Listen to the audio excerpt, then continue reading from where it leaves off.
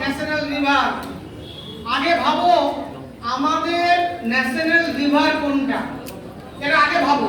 আমি প্রশ্নটা ভেঙে দিচ্ছি।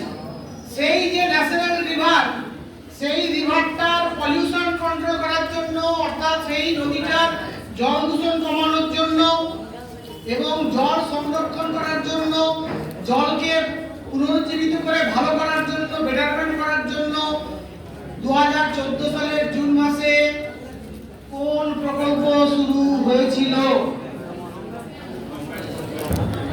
হ্যাঁ, নমো গঙ্গে কাছাকাছি গেছে। আরেকটু ওই যে ওখানে এক্সাক্ট নামটা বলো স্যার। ওখানে হ্যাঁ, ওখানে বলো। কে হাত তুলেছো?